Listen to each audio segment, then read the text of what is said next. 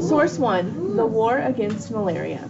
Malaria is a disease that is carried by mosquitoes. The symptoms include fever, headache, and chills. If the disease is not treated, it can be deadly, especially in people who are very young or very old. People all over the world want to help end this dangerous disease. The most effective way to fight malaria is to distribute nets that protect people from mosquitoes. Where and when is malaria common? Malaria is common in many parts of Africa. It is also a problem in certain parts of South Asia, the Middle East, and Latin America. In 2010, 225 million cases of this disease were reported around the world. The good news is that in some countries, malaria has been eliminated. For example, Morocco in northwestern Africa is now free of the disease. Because malaria is carried by mosquitoes, and because mosquitoes breed in water, malaria is more common during the rainy season. Also, most malaria-carrying mosquitoes bite at night, so that is the time when people need to protect themselves. How can malaria be fought? Malaria can be fought in a number of ways.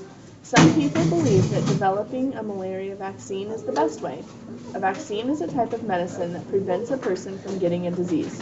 Today, there is no workable vaccine against malaria. However, several organizations are currently studying possible vaccines. Vaccines have helped control other diseases, such as polio and measles. Someday soon, there may be a safe vaccine to prevent malaria too.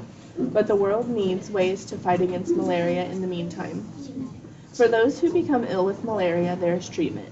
Individuals who show symptoms or signs of the disease are first given a test. The test provides results very quickly. If the person actually has malaria, he or she is treated with a group of medicines called ACT. The best way to fight malaria is to keep people from getting sick in the first place. One approach is to spray insect-killing chemicals or insecticides in houses. An even better method is for people to sleep under an insecticide-treated mosquito net, or an ITN. A chemical that kills mosquitoes is applied to this kind of tent. The people sleeping under the INTs are safe from mosquito bites. INTs are currently the best way to fight malaria. They are a simple, inexpensive way to prevent malaria in the first place. Malaria Fighters. The United Nations has been fighting malaria for years. Today, governments and charities all over the world are distributing INTs to people in need. They are helping people protect themselves from mosquito bites so they do not become sick. One day, doctors may develop a vaccine to prevent malaria, but that could be years away. In the meantime, people can best fight the disease by donating an INT to people at risk of getting malaria.